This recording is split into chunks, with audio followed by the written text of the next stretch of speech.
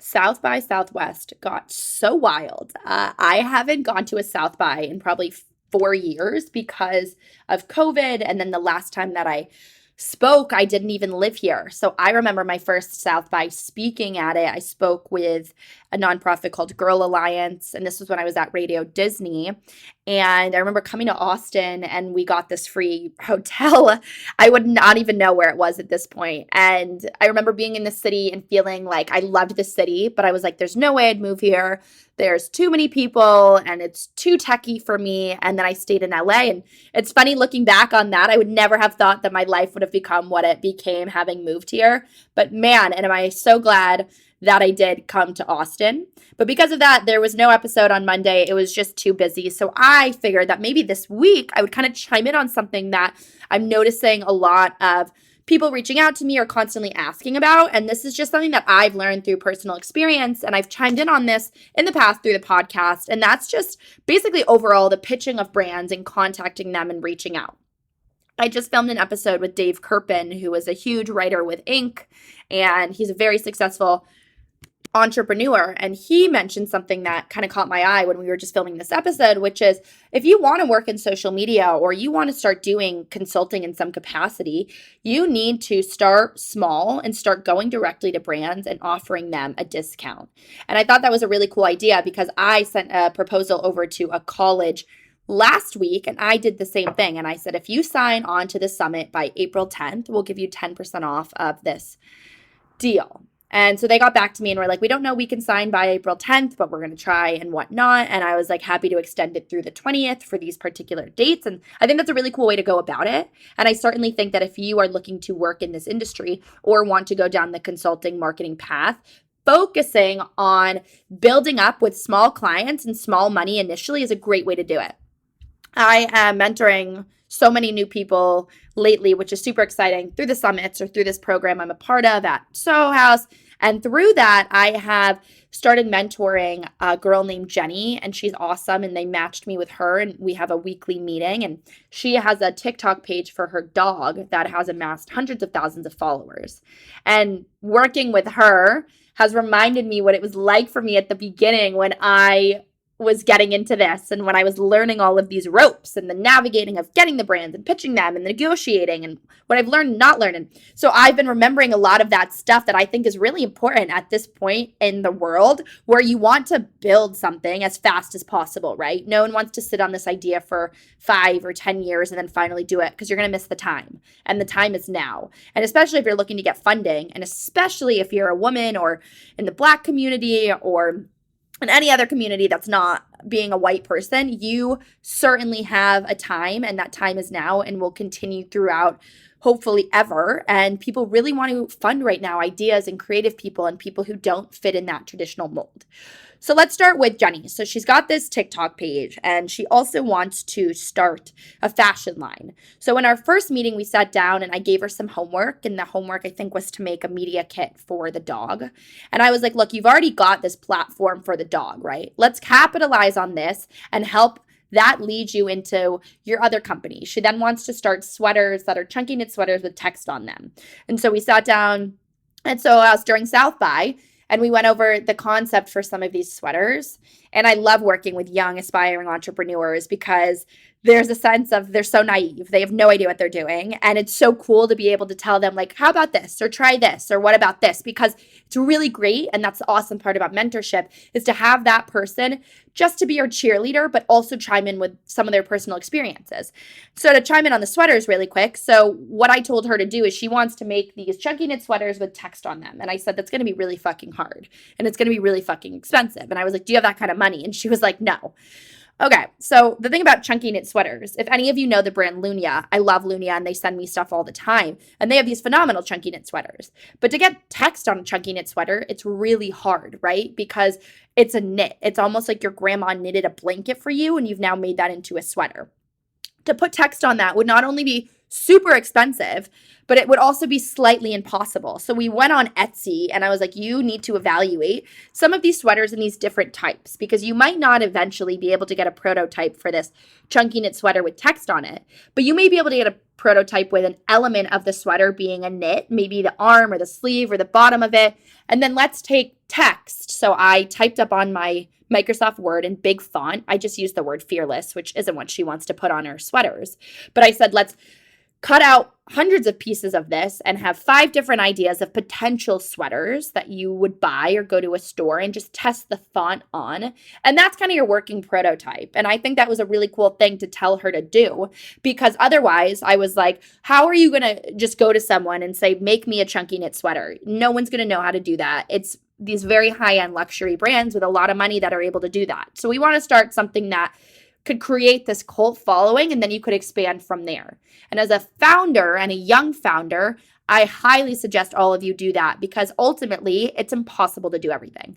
And I have told you that I have learned this throughout my career from the beginning is that I have dabbled in a lot of different things. And at this point, I'm getting very clear on what I want to do and the focus on being fearless and that whole part of my brand. But because of that, other parts have slacked. And it's very much the same if you're looking to start some type of consumer-based good or clothing company. You want to have that one product and you want to expand from there. So that was what I gave her the homework for last week was come back to me with some ways and places that you think you could put this font on these sweaters. And if so, what the easiest and the cheapest way to go about it would be. So when I was talking with Dave on the phone, he was mentioning how if you want to work for a large company or you want to start consulting for other companies that are geared towards people in their 20s, perhaps you want to be the person that Walmart comes to when Walmart wants to start a new line for teenagers going back to high school, and you want to be that person. So let's find a Walmart. Let's find someone on LinkedIn who you can go to directly and say, look, I usually would like to charge $40,000, $50,000 for this. I'm happy to do it for $5,000 and test out the waters and build up a clientele from there. And I always do that. And I'm always very keen on creating and building on those initial relationships because not only will they refer you to someone else, but ultimately, if that partnership sucks, the world is small and business is a very small industry sometimes. So if you are doing too many things and you get this cool deal and it's 5,000, not 40,000, but your work sucks or they didn't learn anything, it's going to end. And so whenever I go to someone else or another company, the same way that you might find another Walmart or you want to go to an Aldi or a Kohl's and whatever, do the same thing. They're going to be like, why did it end? How much did you pay? And the person that you are now talking to at Aldi might know someone at Walmart. And so you want to make sure that that partnership did well before you really go and expand heavily. So I certainly would say that you should focus on putting all of your eggs into that one basket, making that amazing, and then growing from there. So perhaps you get the Walmart or the smaller company to give you that $2,000 or $5,000 a month to consult for them and just give you your opinion and whatnot. Great. On the side, what you can be doing is having a podcast where you talk about this and you can work with brands in that way. And that money might be smaller. Or you can have some type of social media engagement or community where you do some type of weekly conversation for people looking to start brands in that space that are geared towards 20 to 25-year-olds. And that is free content. As I've been going about the process of building this new app and working on this community, I've really realized how to go to investors and get money. And you don't always need to start a company with the goal of getting money. Remember that. They want proof of concept. And quite often, proof of concept is the eyes and the numbers. So until you have that, you might have this one client paying you $4,000 or $5,000 a month to consult from them. And that's amazing. And it's your first exciting step. You need to keep building. And so that's where instead of having now people pay you, you want to give some stuff away for free. So let's talk about Jenny. So I'm going to use her as an example and specifically with pitching. I don't know how I learned this stuff. Okay. I literally don't know, but it works and it works well. And a lot of people don't do it. So you need to do it because it works for me. And that means it's going to work for everyone. So if you want to contact a brand, right? Don't go to the contact email on the website unless they're a small brand. How can you evaluate if they're a small brand? Well, usually you can tell the difference between a website like Revolve and a website like, let me think, a backpack company or a helmet company that is on Amazon and is like top ranked, but you can just tell that the website doesn't look amazing. It doesn't look like a Revolve. Some of the text might be wrong. A good friend of mine, actually, I used to consult on her company, Hannah Patton. She started a company called Julia Swim, Huyla. I love Hannah to death. Amazing product. But I'm going to use her website as an example because it doesn't look like a Revolve. She's a startup. She's still working. Some of the text when I would work with her, I'd have to be like, this is spelled wrong, or this is spelled wrong, or even something as small as on the bottom of a website. If it says established in 2020 or 2021 and not 2022, this is probably a startup because that is the smallest thing that probably only I would notice that hasn't been changed. But if you're looking at a multi-million-dollar company, there is someone looking at every element of that website every step of the day. So if you're going on a website that's kind of like Hannah's, right? Julia Swim compared to a Revolve, you can contact them on the contact form because there's probably 1 or 2 people who work at this company, maybe 6, and it's going directly to one of them. Now to go to a Revolve or a Forever 21 and do the contact form on the bottom, I can tell you what's going to happen. You're going to send in a message and you're going to say, I have no idea what a lot of you are going to say when you send in this, but if I'm sending in an email to a company that's smaller, that's the direct form on the website, because I can't find an email, I'll say, who do I contact with a press request? So if you send that to a Forever 21, someone probably in a foreign country who is outsourced by Forever 21, that they pay probably not enough money, is getting this email and is like, what the fuck is a press request? And they're like, I don't even know where to direct you. And they're probably going to be like, email press at Forever 21. You're going to email press at Forever 21. And that is now just gone into the metaverse. That is like thin air. And maybe you'll hear back. You probably won't if it's a company that big. So this is what you do. You go to LinkedIn. There's 2 things you can do. You go to LinkedIn and you look up Forever 21 marketing. And up probably will come 5 or 10 people that work at Forever 21. Maybe Bob George, this is just a name, works at Forever 21 in marketing. I always like to go to LinkedIn and look up and see, make sure that this person works there now. A lot of times on LinkedIn, it will say like Forever 21 marketing. But then if you scroll through the profile, you'll realize now he's at Kohl's. But from 2005 to 2010, he was at Forever 21. Make sure they work there now, and then download one of these plugins that I always suggest, Snovio or LinkedIn Lead Leaper, and make sure that you get their email from that plugin. Most of them are free, and then go to your email. I'm going to tell you what to write in the email in a second, but the second thing you can do is maybe you can't find someone who works at Revolve or Forever 21 or whatever from this LinkedIn search. So now you go to Google and you type in Forever 21 press release. The press release is phenomenal. And always, if you can find the website PR Newswire and the press release comes up on there, gold, because there's almost 7 times out of 10 a contact in the bottom of that form that says PR contact. And so I would either give them a ring, send them an email from there, or even use this person's email to find the email of someone else at the company that you want to get in touch with. And this is a really phenomenal way to get in touch with someone directly and not go through that PR inbox or that regular press or influencer at email. Because if you do it that way, like I said, it's literally going into thin air unless it's a startup, probably with a smaller company. So that's what you want to do, is you want to find the personal direct PR contact through LinkedIn or PR Newswire. And a lot of times at companies as well, it's first name dot last name at Forever 21, first name underscore last name at Forever 21, first name at Forever 21, or first initial of first name followed by last name. So A. Curtis at Forever 21. If you go through all of those and you can't find a person, this happened with Jenny. So she was actually looking at, I don't know how to pronounce the name, but Jen Atkins hair care brand. Woo, wow, whatever it is. She could not find a direct contact. And the reason I told her was because the company was bought out. So now you're looking at a company like, I sound probably like an idiot, you guys. Woo. It's so much more fun to say woo. It's OUAI. Now you're looking at a company like Woo that just got bought out by, I think it was PKG or something like that. It wasn't Unilever. And now there's probably 2 people in-house at Woo who are working on this account, where everyone else working at it is at this other PKG or whatever company bought out Woo. So it's important that if your emails are bouncing back, that you take a little bit of time. It was like very important to her that she got in touch with this particular company, with Jen's.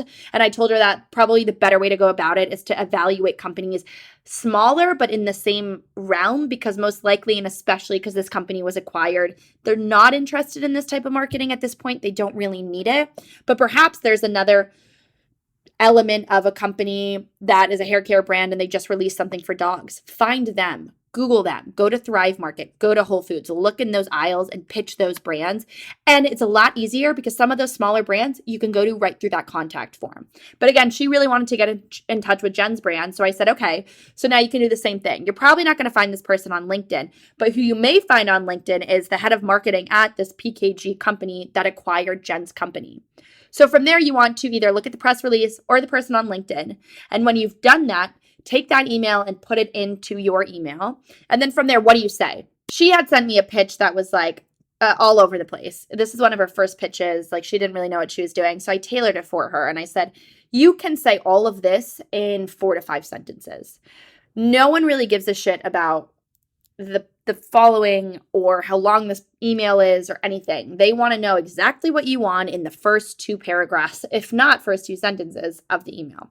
So let's say we're emailing Bob at Forever 21. She wants product for the dog. And just use this pitch, this format in any capacity that's similar to whatever you're doing. You're a social media influencer, or you're a content creator, or you want product for your TikTok, or you go to Whole Foods and you see chips that you want free samples of.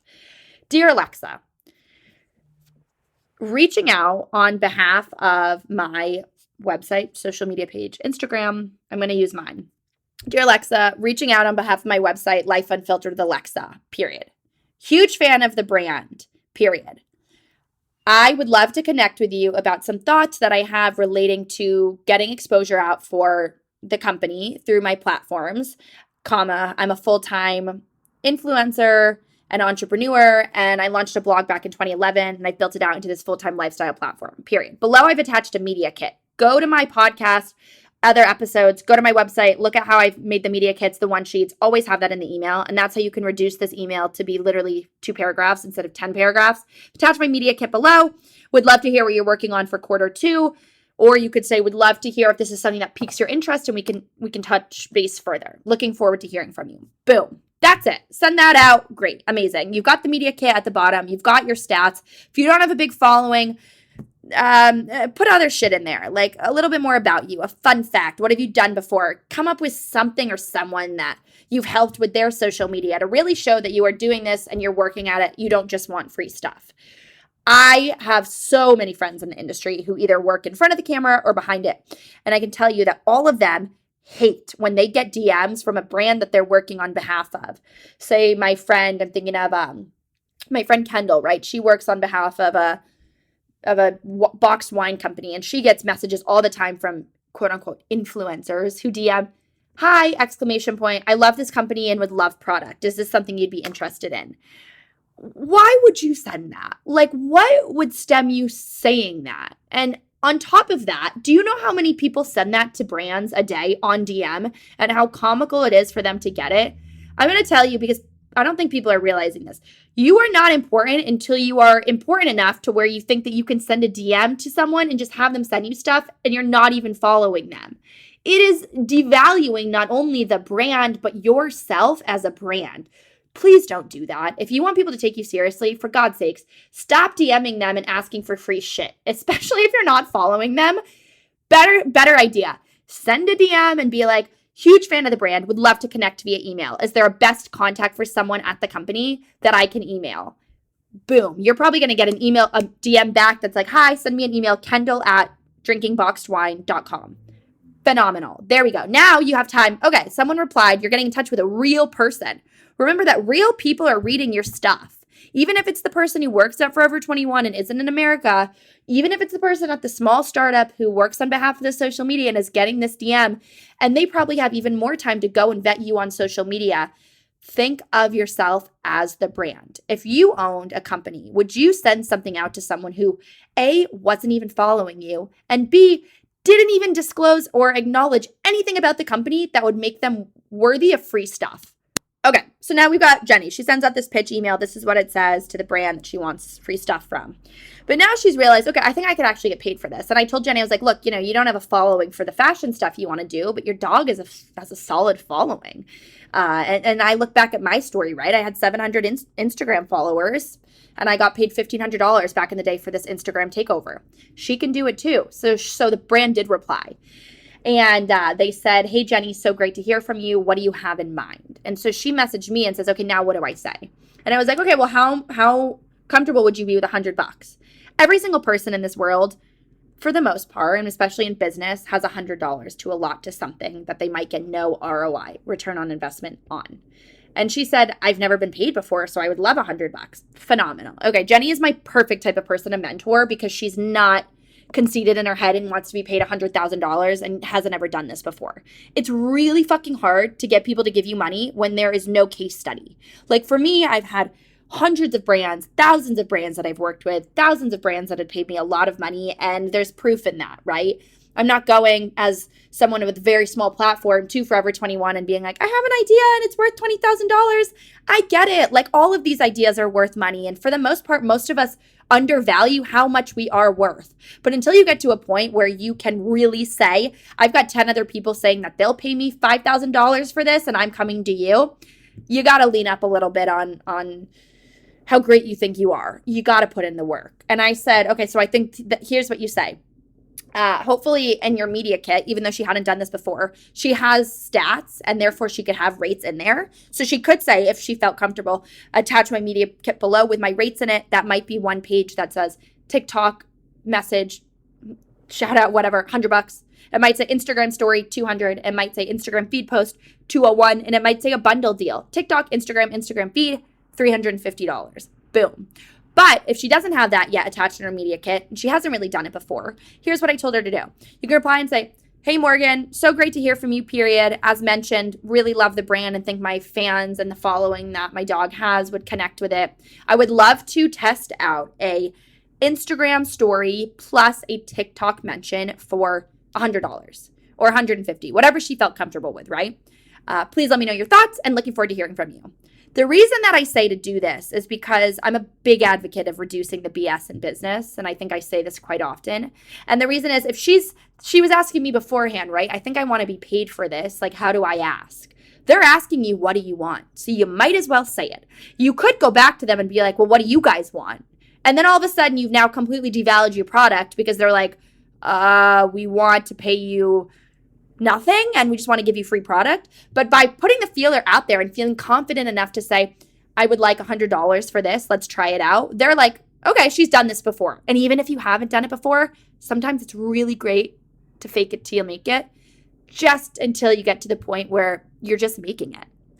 So those are my tips. Those are all of my tips, I think, in the realm of things. And I feel like I've gone into so much here, but this is certainly how I do it and why I don't do the contact forms unless they're a still small startup. And if you don't want to get paid, you could alter that last pitch that I just mentioned. I would love some product to test out first and then evaluate a relationship from there. You can certainly say that instead of going right to, I want to be paid. Because I know a lot of you are new to this and it can be really scary, right? I remember how I felt when that first brand paid me $1,500 back when I was living in New York, and almost the responsibility of like knowing that I was getting paid and that they were expecting things. And I can give you another example. I worked with a company for the summit. And following the summit, I got not the nicest email being like, we didn't get any people clicking on this link. And why did you let us do this? And it was kind of a matter of like, look, it's not my responsibility to make sure people click on the link. There's certain things, especially with brand partnerships and with brand awareness and with summits and events, that it's brand awareness. You don't know 1,000,000 people are going to click on this link. Sometimes it's not the people who are buying the product that matter, but it's the product itself. So perhaps the better thing as a brand would have been to come to me and be like, look, can we get on a call? Unfortunately, no one clicked on this link and I want to know who came? What did they say? Did they try the product? What did they think? Because that is how you can tailor. Look, if you're giving product to 50 people at a conference, right? No one clicks on that link, but you have given them the lip balm, you have given them the lip gloss, all of it. Something's off. Because I can tell you, if I'm at a conference and I try a lip balm and I freaking love it, I'm clicking on that link and I want a goddamn discount code. And if there is no discount code in my swag bag, I'm pissed. So it's not really my fault. It just might be something to tweak with the brand. And so it's all a learning side and it's all a learning curve. And I think a lot of you who want to pursue this, it's super dope. And I think it's awesome. And though I hate the word influencer, I want all of you to remember the influence that you have. And even though it may be small and it might be building and it might be in a certain community, you have it. But the question is, what do you want to do with it? You can't just come to me and say, I want free stuff and I want to make a lot of money. Who do you want to influence and why? So that's a wrap on this episode. So great to hopefully share some of these with you guys. Would love to hear a response from this particular episode in general, because it's something I'm asked about all the time. And aside from that, the community for Be Fearless Summit for the Fearlessness has launched. This is a beta test, so invites are going out daily to people who I and my team have analyzed as good fits for this platform and this growing community. There's also a link in my Instagram bio, as well as the summit bio if you want to check it out. And I will certainly keep all of you up to date to where the next Be Fearless Summit is coming to. Have an amazing, amazing rest of your week. Bye, guys.